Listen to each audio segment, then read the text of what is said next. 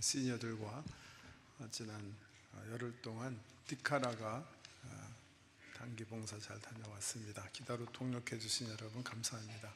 오늘 아침에 들어와보니까 이게 엄청난 건축물이 있는데요. 아마 봄 음악회 앞두고 전도개발부에서 설치한 거로 아는데, 죄송한 말씀이지만 가능하시면 2부 예배 전에 좀 이렇게 뒤로 좀 옮겨 주셨으면 좋을 것 같아요. 제가 부탁해서, 제가 2주 전 우리 3.1절 100주년 기념 예배할 때 무슨 설치물이 봄음악회에 설치될 것이다 해서 제가 가능하면 빨리 설치하면 좋지 않겠나, 3.1절 기념 예배 이렇게 부탁을 했는데, 어제 전도부 개발원들이 열심히 설치를 하셔서 3월 30일 봄음악회 100주년 기념 3.1절 100주년 기념 음악회 쓰시려고 설치한 것 같은데, 말씀의 강단에 2, 3주 있을 만한 이유는 없다 이렇게 생각을 해서 우리 수고하신 분들 다시 부탁을 드립니다. 3월 30일 날 설치하도록 하고 딴 데로 좀 옮겨주셨으면 좋겠습니다. 말씀 한번 살펴보기 원하는데요. 9절 한번 보세요. 보시니까 예수께서 들으시고 그를 놀랍게 여겨, 이런 말씀이 있는데, 성경에 말이죠, 우리 예수님께서 놀라셨다 딱 2번 나와요. 영어 성경에 was amazed 그렇게 표현되어 있는데, 그런데 이 두 기사를 보면 굉장히 상반된 그런 사건이에요. 첫 번째, 우리 예수님께서 놀란 그 기사가 마가복음 6장에 나오는데요.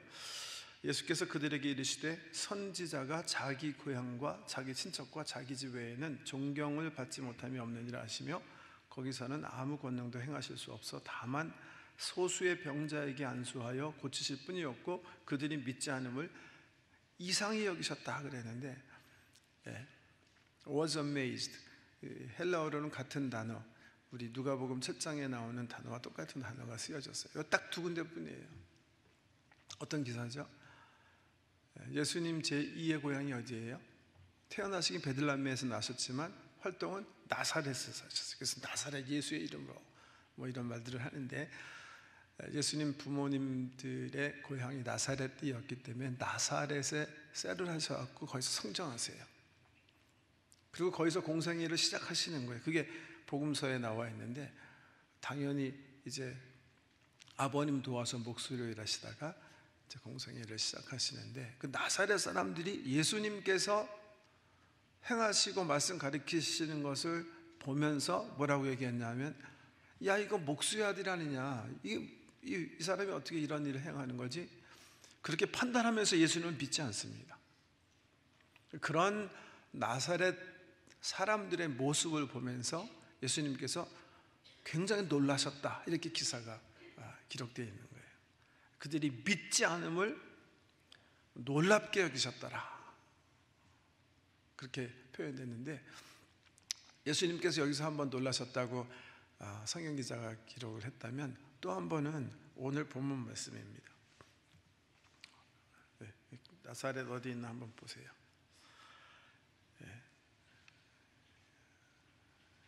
그 위에 이렇게 빨간 줄 친 데가 이제 가버나움인데, 오늘 기사는 이제 나사렛을 떠나서 가버나움에 들어가셔서 일하시는 중에, 주로 우리 예수님께서 갈릴리에서 활동하셨다 그랬는데 그 주무대가 가버나움이었어요. 가버나움이 그 당시 굉장히 큰 도시였었어요.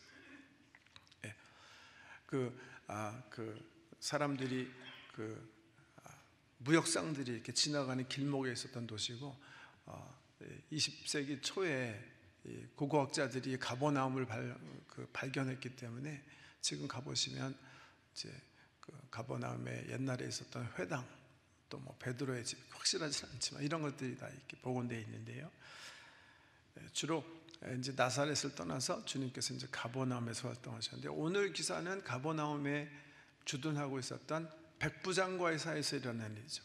예수님께 말씀해 보시면 9절에 예수께서 들으시고 그를 놀랍게 여겨, 백부장을 보시고 굉장히 놀랍게 여기셨다. was amazed 하셨다. 야, 저 어메이징 맨이네. 이렇게 우리 예수님께서 하셨다는 거예요. 예수께서 들으시고 그를 놀랍게 여겨 돌이키사 따르는 무리에게 이르시되 내가 너에게 이르노니 이스라엘 중에서 이만한 믿음을 만나보지 못하였다. 이 백부장이라는 사람이 이방인이잖아요, 그죠? 로마 주둔군의 책임자입니다. 가버나움에 100명의 군대를 데리고 이 갈릴리의 주 도시였던 가버나움을 관리 책임 맡았던 사람이에요. 실질적으로 로마 제국에서 백부장은 가장 그 용기가 있는 그런 사람들을 세웠다. 실질적으로 군대를 배치할 때는 백부장 중심이었고 천부장은 사실은 이 백부장 10명을 관리하는 어떤 지휘관이지 실질적인 군사들을 데리고 행동을 옮기는 사람은 아니었답니다. 그래서 백부장이 실질적으로 정말 전투도 해야 하는 사람이고 중요한 결정을 하고 모든 것들을 책임지고 관리하는 그런 위치에 있는 사람인데 이 사람이 우리 예수님을 막 감동시킨 거예요. 막 놀랍게 한 거예요. 이 사람은 어떤 사람이었기 때문에 그런 예수님의 인정을 받았나 오늘 좀 생각해 보면서 우리가 우리 믿음을 좀 생각해 보기 원합니다. 이 백부장의 모습 한번 보세요. 이 사람 모습 보면 첫 번째는요, 이 사람을 귀히 여기는 인격자인 거 우리가 발견할 수가 있습니다. 2절 말씀을 보면 어떤 백부장의 사랑하는 종이 병들어 죽게 되었다니. 누가가 이 백부장에 대해서 아마 듣고 썼을 거예요, 그죠? 직접 만나지 못했을 테니까. 근데 이 기사를 표현하면서 어떤 백부장이 있었는데, 가버나움에 어떤 백부장이 있었는데 사랑하는 종이 병들어 죽게 되었다니, 이렇게 기사를 시작해요. 여기 종이라는 단어가 그 유명한 둘로스라는 단어예요. 둘로스는 그 당시 노예 얘기하는 거예요. 지금은 노예가 없지만 그 당시엔 노예 제도가 있었거든요. 노예는 주인의 그냥 프로퍼티예요.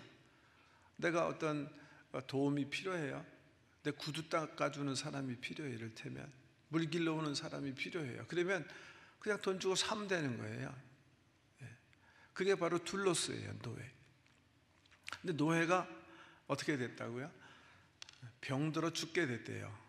근데 마태복음 8장에 보면 같은 기사를 기록하면서 그 병의 내용이 나와요. 중풍병에 걸렸다고 얘기하고 있어요. 지금 잔심부름 시키려고 고용한 하인인데 중풍병에 걸렸어요. 여러분 어떻게 하세요?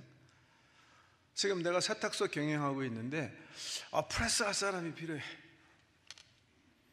그래서 한 사람을 고용했어요. 근데 이 사람이 지금 중풍병 걸렸어요. 여러분 어떻게 하세요? 보통 내보내시잖아요. 위로금 줘서 그냥 떠나보내잖아요. 왜?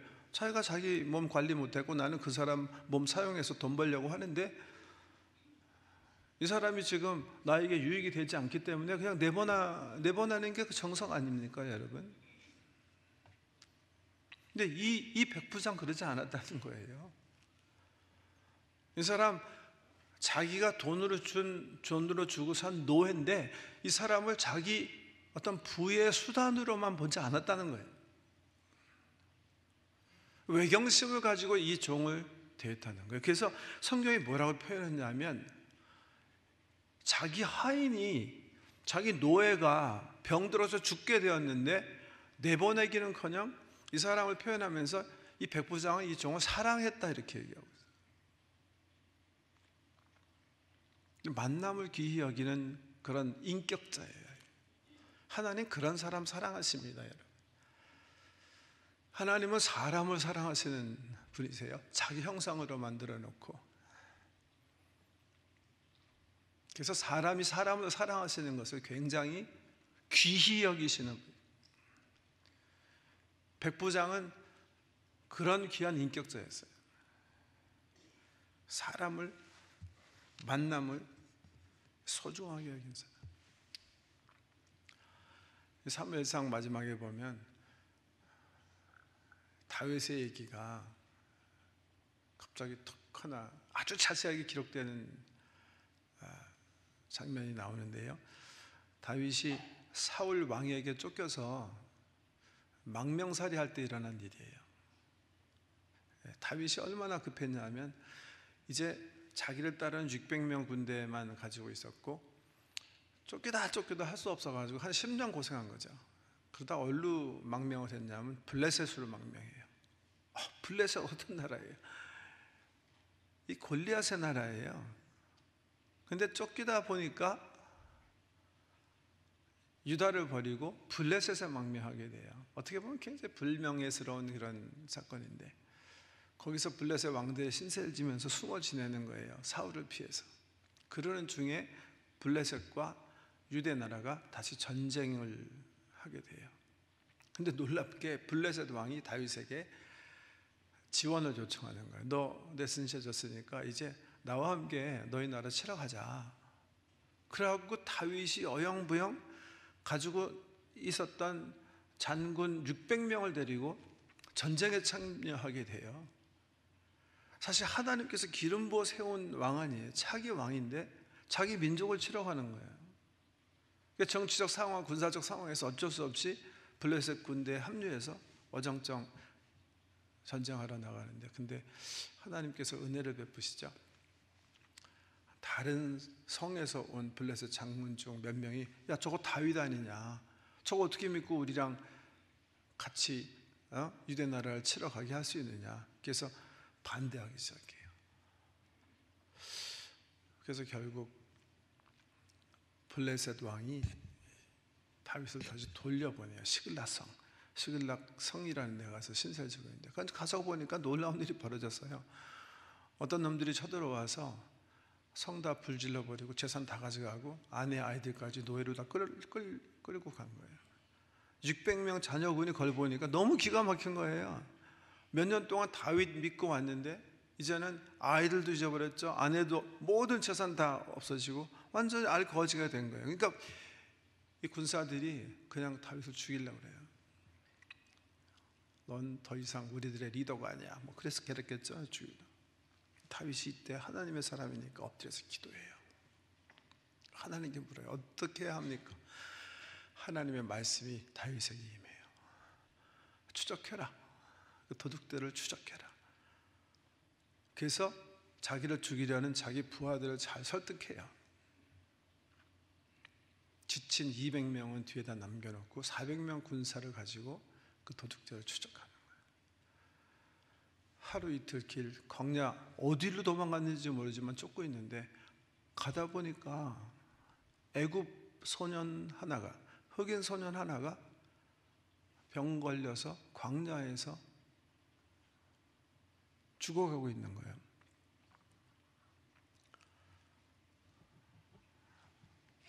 보세요. 여러분, 우리 어떻게 했을까요?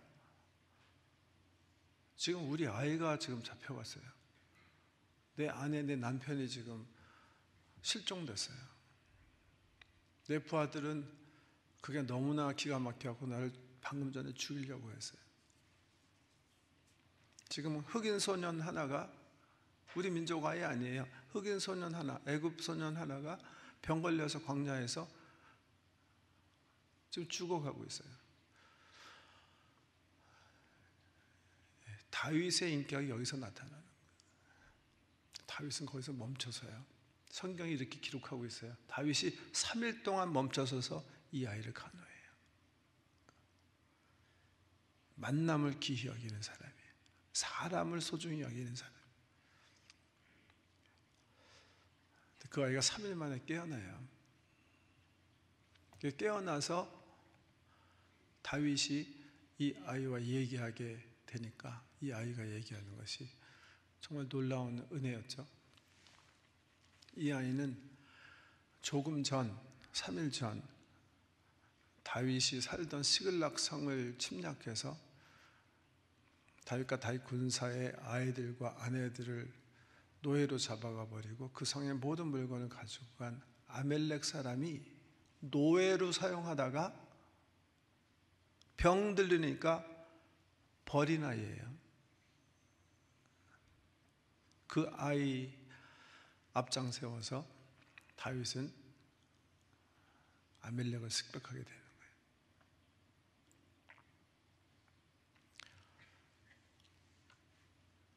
사람을 자기 유익의 수단으로 삼고 사용하다가 병들어 소용없게 되니까 버리는 인간, 버리는 주인, 남이 버렸는데 멈춰 서서 아무 유익이 될 거 없지만 그 인생을 귀히 여길 줄 알고 외경심을 가지고 그의 생명을 살려내는 사람. 하나님의 관점에서는 엄청난 차이가 있는 사람이에요. 그래서 다윗을 하나님께서 사랑하시는 거예요. 그래서 성경의 기자는 다윗이 하나님과 마음이 합한 사람이다 이렇게 얘기하는 거예요. 하나님이 세상을 사랑하셨던 것처럼, 하나님이 사람을 사랑하신 것처럼 사람을 귀히 여기는 그런 사람.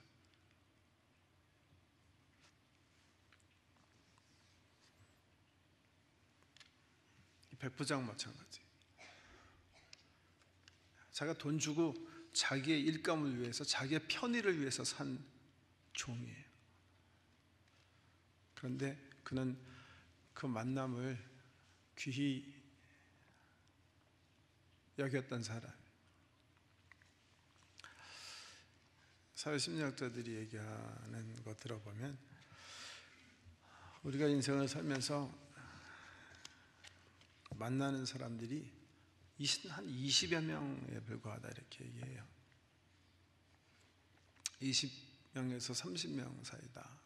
그게 무슨 말이냐 하면 정작 중요한 관계를 발전시킬 수 있는 사람이 그 정도밖에 안 된다는 거예요. 나머지는 그냥 군중으로 만나는 거고요. 그러니까 내가 정말 사랑할 수 있는 사람은 그렇게 많지 않다는 거예요.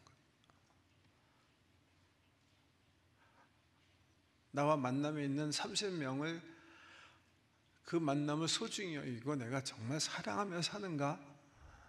아니면 만남을 우습게 소홀히 여기면서 헌신짝처럼 버리는가가 내 삶에 대한 중요한 평가가 된다는 얘기예요.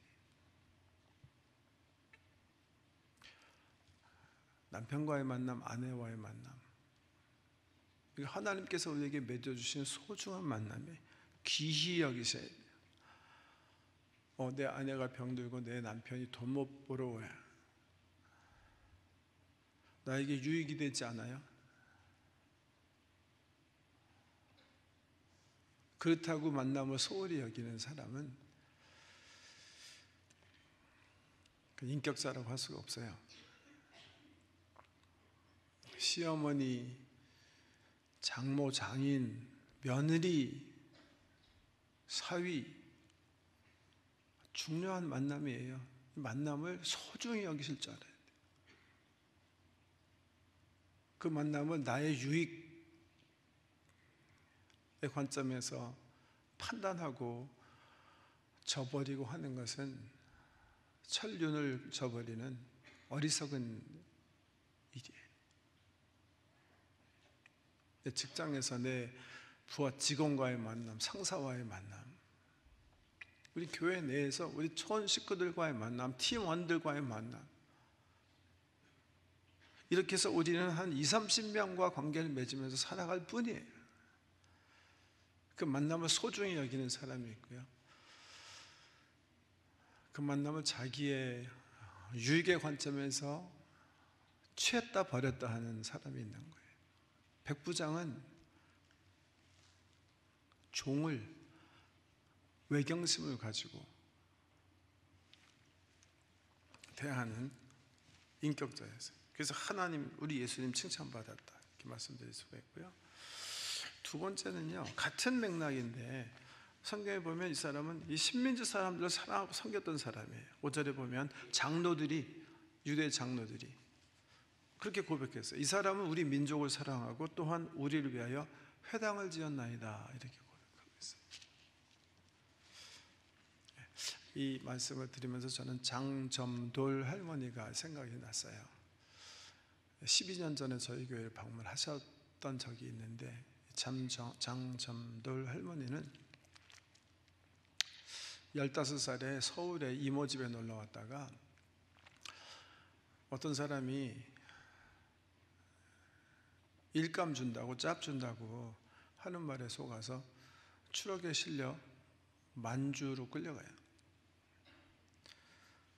만주로 끌려가서 목단강 근처 일본 위안소에 강제 연행 감금돼서 거기서 일본 군사들을 상대로 이제 성노예가 되는 엄청난 아픔의 세월을 보내세요.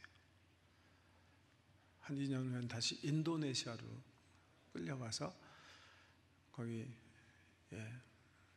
또 거기서 전쟁하고 있는 일본 군대 사람들에게 유린을 당하고 해방돼서는 그 상태로 집 찾아갈 수 없어서 서울에서 정말 이렇게 거지 행세를 하다가 인천으로 가셔서 그냥 2일 저일 하시면서 결혼하지 못하시고 삶을 망친 소위 이제 그 위안부로 끌려가서 고생한 분인데요. 제가 이분 모시고 이제 캐나다 연방의회 그 법안 통과를 위해서 함께 모시고 와서 한 일주일요, 한 2주였던가요? 이렇게 함께 교제하며 지냈던 적이 있는데, 제가 이분 그냥 사사로운 얘기지만 참 잊지 못한 얘기를 들었어요. 이분 하시는 말씀이 자기가 만주에 있을 때, 또 인도네시아에 있을 때, 특별히 이제 만주에 있을 때 얘기인 거를 기억나는데요.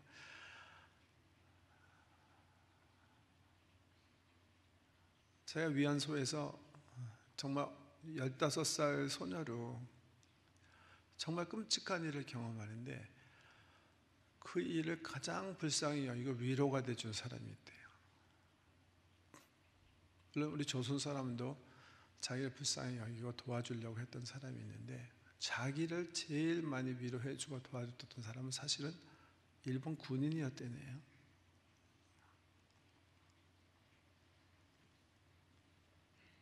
실제로 그랬대요. 그러면서 하시는 말씀이, 우리 조선 사람 중에서도 자기가 그렇게 된 것을 깔보고 더 아픔을 줬던 사람이 있는가 하면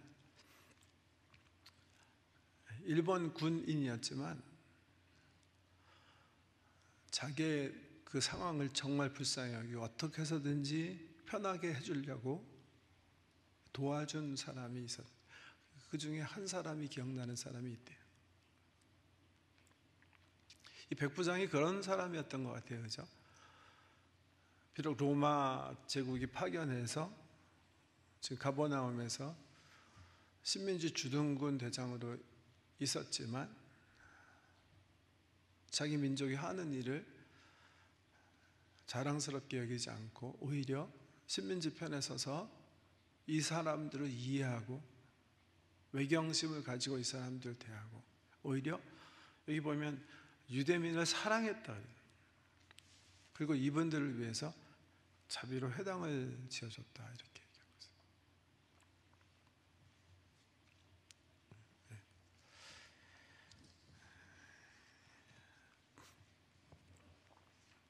그런가 하면 세 번째 이렇게 본문 말씀에 두드러진 게, 이 사람은 예의와 겸손의 사람이었던 것 같아요. 3절에 보면 예수의 소문을 듣고 유대의 장로 몇 사람을 예수께 보내어 오셔서 그 종을 구해 주시기를 청한지라. 자기가 직접 갈 수도 있었겠죠. 일단 지금 거기서는 제일 큰 권위거든요, 가버나움에.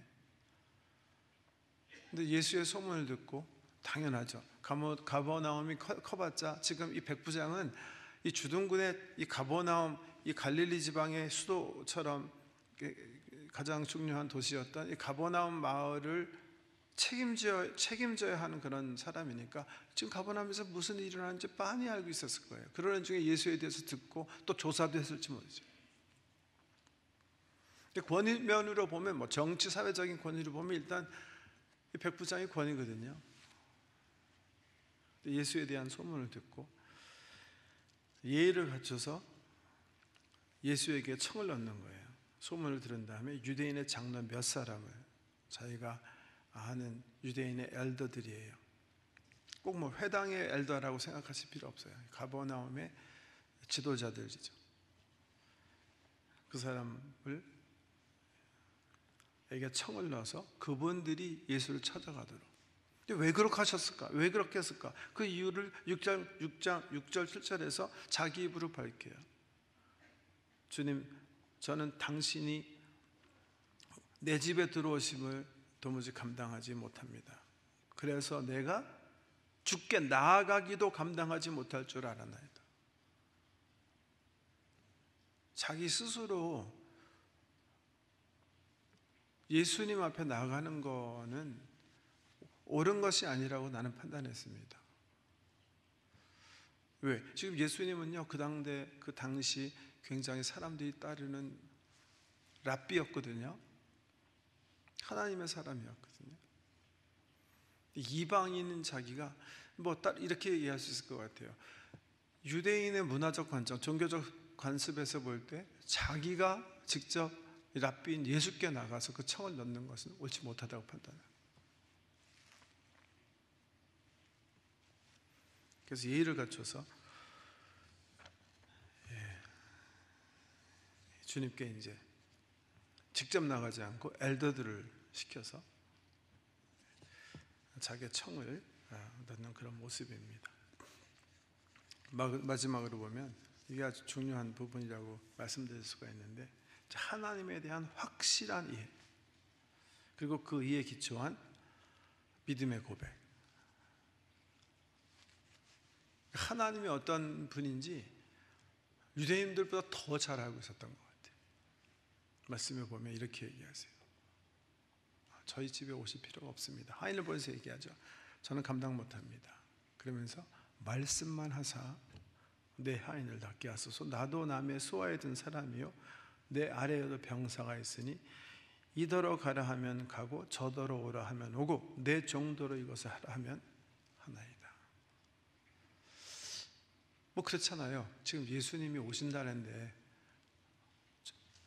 모셔서 뭔가 이 종을 향해서 말씀하시게 하는 게 당연한 것 같은데, 이 사람은 그런 믿음을 가지고 있었어요. 예수가 하나님이시고 하나님의 능력이 그와 함께 한다면 올 필요가 전혀 없다고 생각하는 거예요. 내가 오라고 하는 것 자체는 이건 오히려 망령된 일이라고 생각하는 거예요. 경외하는 마음으로 그래서 자기 신앙을 고백하는 거예요. 당신이 하나님이니까 제가 어떻게 감히 당신이 우리 집에 오라고 할 수 있습니까? 오지 마시고 그냥 당신의 의도면 충분합니다. 그러면 모든 일이 당신이 원하는 대로 이루어질 줄 나는 압니다. 그렇게 고백하는 거예요. 주님께서 그 고백을 보시고 놀라워하시는 거예요. 자, 정말 귀한 믿음이다. 내가 이스라엘 중에서도 이런 믿음을 보지 못했다. 하나님과 그분의 권위, 그분의 능력에 대한 확실한 믿음을 가지고 있었어요. 그래서 감히 예수님께서 자기 집에 오는 것을 감당하지 못한다고 고백하고, 그냥 주님이 그렇게 원하시기만 하면, 말씀 한마디만 하시면 저는 그 당신의 뜻대로 이루어질 줄 압니다 하는 고백으로 우리 예수님의 마음을 흡족하게 해줘. 지금 한국에 교육하신 분인데요, 저희 교회에서 한 15년 이렇게 함께 생활하신 분 하나 생각이 났는데, 그분 아내가 간증해서 알게 된 거예요. 남편만 항상 주일마다 예배 드리러 나오시고 여러 가지 봉사를 하시고 계셨는데, 결국 아내분이 같이 예배 참석하시게 됐어요. 저도 전도하려고 노력했고 남편도 또 주변의 사람들도 정말 전도하려고 많이 노력했는데, 이 아내가 교회에 나오게 되신 거예요. 기쁨으로 두뇌가 이제 함께 앉아서 예배를 드리는데, 그 아내가 제게 얘기해 준 거예요. 어떻게 나오게 됐는가. 자기가 참 이상하게 생각한 게 근 10년 동안 자꾸만 자기 신발이 없어지더래. 신발이. 그래서 신발이 왜 자꾸만 없어지지? 근데 나중에 보니까 주일날마다 없어지는 거예요. 근데 이분이 10년 만에 발견한 게 있어요. 그 남편이요, 아내 신발을 가지고 주일날 와서 예배를 드리는 거예요. 그 남편 말이 자기 정말 소원은 아내가 예수 믿고 함께 예배 드리는 거였대요. 근데 아내는 나오지 않는 거예요. 그러니까 이 남편이 어떻게 했냐면 신발을 가지고 예배 드려요. 신발을 붙잡고 기도했대요. 10년 동안. 하나님, 내 아내가 함께 오지 못했지만 신발 가지고 왔습니다. 꼭 언젠가는 함께 와서 예배 드리게 해주세요. 10년 기도하셨대요.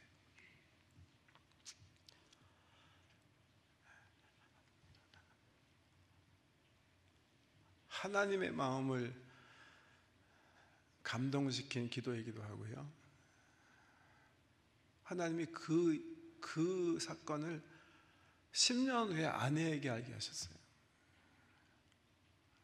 그래서 아내가 감동을 받았어요. 야, 내 남편이 이렇게 나를 예수 믿게 하기 위해서 기도해 왔구나. 그 사실을 깨닫고 자기 발로 걸어서 내 남편이 믿는 하나님 나도 믿어야 되겠습니다. 쳐져 나오셨어요. 그 두 네분이 한 5년 동안 이렇게 신앙생활 잘 하시다가 한국에 귀국하셨어요. 하나님의 마음을 감동시키게 하는 믿음. 중국 선교사 제가 아는 사람 중에 정말 뛰어나게 중국말을 잘하는 분이 계세요. 그래서 중국에 선교 가시는 선교사님들에게 중국말을 가르치시는 분인데 그분 간증도 기억이 나네요. 자기는 정말 이 언어의 소질이 없어가지고 중국으로 부르심을 받았지만 언어 문제 때문에 많이 고생을 했대요. 아무리 공부해도 잘 안 되고 또 문법이 뭐 자기 머리로서는 충분히 감당할 수 있는 어떤 그런 게 아니었기 때문에 고생하는 중에 갑자기 기도하는 중에 그런 생각이 났대요. 하나님, 내가 중국에 부르심을 받고 오기 전에 주님께서 제 마음에 감동을 주시기를 네가 밟는 땅을 내가 정복하게 하겠다. 그렇게 말씀하셨는데 땅보다 제가 이 중국말을 정복해야 되겠습니다. 그래서 약속의 말씀을 믿고 이 중국 문법책을 밟겠습니다. 그래서 일어나서 밟기 시작했대요. 믿음을 가지고 하나님, 중국 땅에 주의 복음을 증거하기 전에 이 중국어를 정복하게 해주세요. 근데 그분이 그렇게 얘기해요. 그런데 그 이후로 놀랍게 그 언어 실력이 향상이 돼가지고 중국말에 능통하게 됐다는 거예요. 그래서 결국에는 선교사님들에게 중국말을 가리키는 그런 교사가 된 그런 분이 계세요. 이런 말씀 듣고 나도 그럼 신발을 가지고 와야 되겠다. 나도 밟아야 되겠다. 그럼 같은 일이 일어나야 될 것 같은데 그렇지는 않은 것 같아요. 하나님을 놀라게 하는 믿음, 하나님을 감동하게 하는 믿음, 하나님을 아는 온전한 지식 속에 창의적인 믿음. 결론적으로 이렇게 백부장 뭐가 감동시켰는가? 어떻게 보면 당연한 그 귀결인데요. 하나님께서 하나님의 백성들에게 원하시는 건 크게 딱 두 가지예요. 하나님을 온전히 아는 지식을 가지고 온전히 하나님에게 순종하는 그런 믿음, 하나님을 사랑하는, 하나님을 경외하는 그런 믿음. 이스라엘아 들으라, 주 하나님은 여호와 한 분 하나님이시니 내가 마음을 다하고 뜻을 다하고 성품을 다하여 하나님을 사랑하라 하신 것이요. 두 번째는 뭐예요? 내 이웃을 내 몸과 같이 사랑하라 하신 것이라.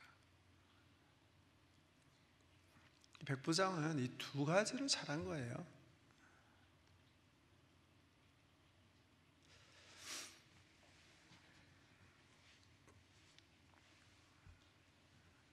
옛날에 어떤 목사님 인덕션 서비스 위임 예배에 갔는데 우리 캐나다 장로교회 백인 목사님이 설교를 하시면서 여러 가지 말씀하셨겠지만 제 마음속에 제 귀에 이렇게 정확하게 들린 말씀 하나 있어요. We love God, but we don't love people, and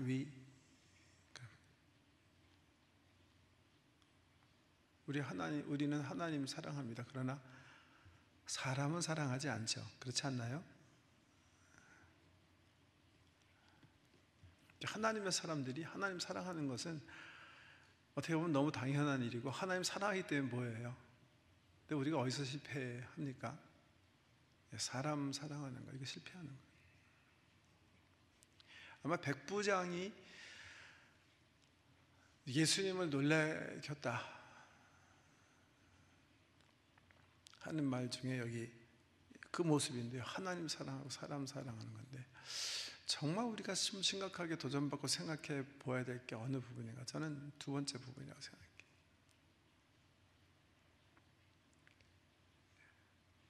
종을 사랑하는 마음, 신민지 민을 외경하는 마음을 가지고 대하고 존경하고 섬김의 자리로 자기를 낮추는 마음. 하나님을 사랑한다고 하면서요, 사람을 사랑하지 않는다는 것은 요한 사도가 뭐라 그러죠? 거짓말하는 것이다. 이렇게. 무슨 말 자기가 하는지 알지 못하는 사람이다, 이렇게 요한 사도가 가르쳐줘요. 하나님이 원하시는 것은 하나님이 우리를 사랑하신 것처럼 사람을 사랑하는 거예요. 새 계명을 너에게 주노니 서로 사랑하라. 내가 너희를 사랑한 것처럼 서로 사랑하라. 그러는 관점에서 백부장은, 글쎄요, 100점이라는 점수는 우리 사람에게 합당하지 않은 거니까 90점쯤 맞은 사람이다, 이렇게 볼 수가 있어요. 위로 하나님을 사랑했을 뿐 아니라 올바른 지식을 가지고 하나님의 마음을 가지고 사람을 사랑하는 사람, 그런 사랑으로 우리 하나님의 인정을 받으시고 하나님을 놀래키시는 저와 여러분 되시기를 주의 이름으로 축복합니다. 기도하겠습니다.